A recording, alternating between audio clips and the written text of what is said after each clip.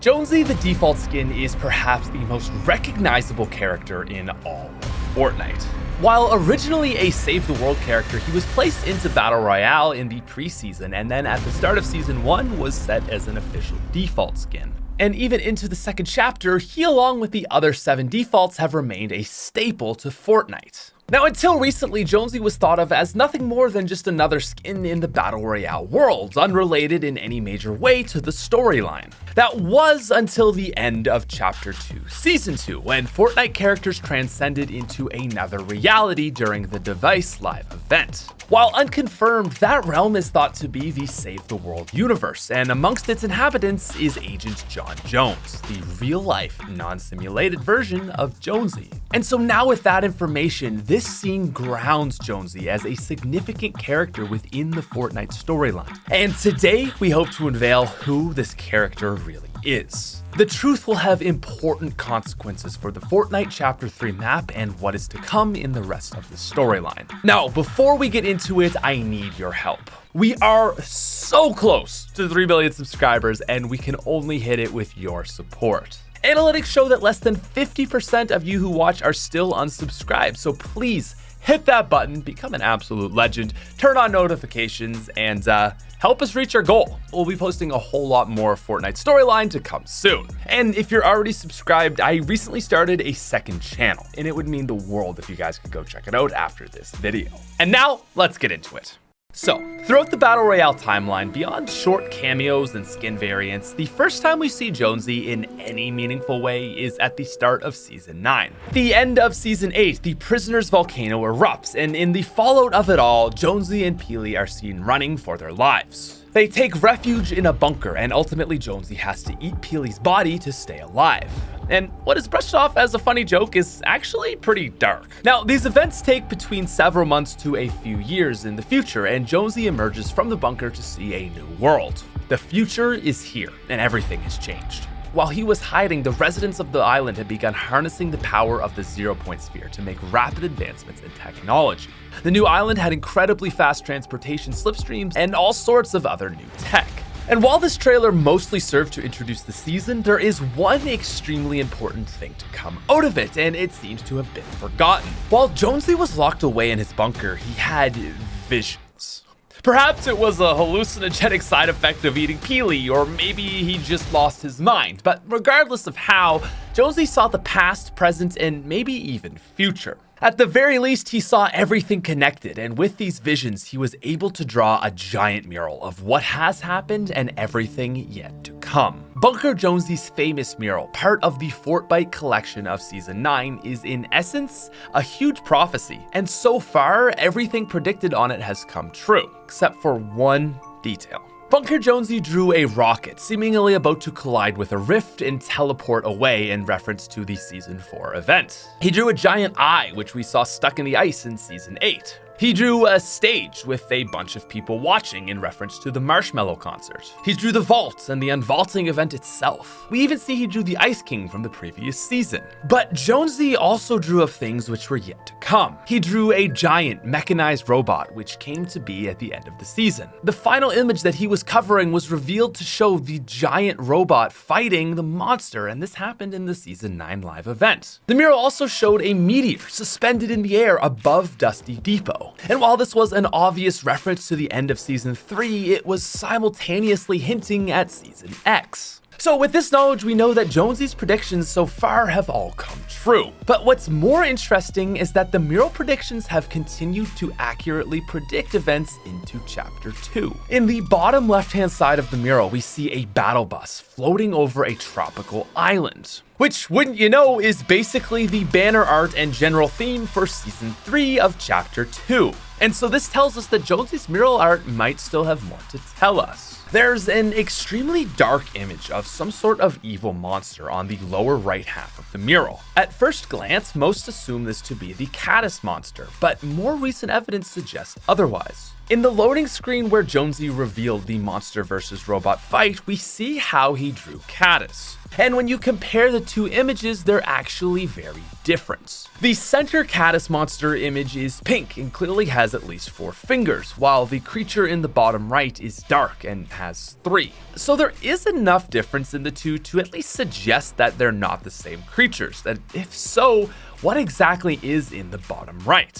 While thematically it might line up with the Storm King, it doesn't look very much like him either. So it's possible that this dark spirit is a hint of something that might be coming to Fortnite in the later seasons. Now, we don't see any more from Jonesy until the end of Season 9, where the 0-point sphere explodes. In this moment, as we talked about recently in our huge storyline recap video, Jonesy is sent to an interdimensional limbo space called the In-Between. The explosion of the sphere essentially pushes a group of very similar timelines together, and Jonesy sees it all. He sees the rocket, cube, and butterfly event all at the exact same time, stuck in a moment of eternity, until suddenly reality comes crashing back, and these 7 timelines pinch together to create a new universe. Jonesy then goes on with his life until the end event of Season X, where the black hole destroys the timeline. And it's here where we technically should have seen the end of Jonesy, but instead him and the other characters of the map are transported to the Chapter 2 world in the battle bus. Now, a lot takes place during Chapter 2 so far, but not much else happens for Jonesy. One interesting note is that it's possible Jonesy actually worked with the Chaos Agent. In a trailer for the Slurp Legends pack, we see Jonesy, along with Bandolette and Leviathan, get sucked into tubes and become Slurp people, just like Ripley and Big Chuggus. Now, with this, it's important to remember that not everything puts out is canon. Ultimately, they need to sell skins, and sometimes they put storyline to the back burner to make sales. And while normally I would be tempted to toss this up to simple promotion, there's one thing that makes me think this could be more. At the very end of the trailer, we see very clearly the Chaos Agent is celebrating at the success of his experiment. So it's possible that Jonesy did become a Slurp person, but it could also mean that the trailer is just partially canon, in the sense that the Chaos Agent was truly creating Slurp people, but Epic just wanted to use popular skins to sell. And in that case, there's no important reference to the storyline that it was Jonesy who became a Slurp person. Or maybe it's even possible that there are an infinite number of Jonesies. See, Jonesy isn't just a default skin. Jonesy is a literal template for dozens of other skins that exist in the game. Munitions Major, Dyer, Brainiac, Love Ranger, Mullet Marauder, and Suntan Specialist are all, to name a few, copies of Jonesy. Jonesy is so popular they even made a real-life version of him. But in all seriousness, the point is that Jonesy exists in more ways than just as a default skin. And up until this point, that was something that had just been brushed off as Epic just being redundant with their templates. But in light of the Season 2 event, this has forced us to re-examine our assumptions, and in doing so, Jonesy is now very obviously important. So, let's explain. We meet Agent John Jones in a universe which is somehow controlling Battle Royale. How is the question? It could be a level above the Battle Royale one, like a simulation. Or at the very least, it could be one which has surveillance and power over the Battle Royale one and is contained in the same multiverse. What seems most likely though is that the Battle Royale world is a simulation within the John Jones world. We could see this because he recognizes our in-game playable character. This is conveyed through his sheer shock as he asks, "You can hear me?" In this moment, John Jones is seeing a creation from his simulated world come into the real one. A character from a computer simulation somehow emerged and managed to exist in real matter. So exactly what this world is, we still don't know. But it's most logical to think of this John Jones universe as one which contains the Battle Royale multiverse within it, again, likely inside a simulation. And as we talked about in the full storyline recap, it makes sense that this world would be the Save the World universe. And so if this is true, we can at least figure out a little bit about this John Jones character using what we know about Jonesy. So assuming that Battle Royale is a simulation, this means that Jon Jones has put himself into that simulation as the most predominant character. We see 53 variant copies of Jonesy, which is only matched closely to Ramirez, the most popular female default with 47 skins. Beyond that, every other skin template has 20 or less copies. One possible explanation here is that Jon Jones is the lead programmer of the simulation. The way that he speaks with authority, along with his sizable office, suggests that while probably not the head of this entire organization, he is at least a higher up in the company. So maybe Jon Jones is like the head of one particular department, part of a larger whole organization. Maybe as the lead designer, it was easiest to just use himself as the template for the skins which would exist in this world. But if we want to go deeper with this concept, it gets weird.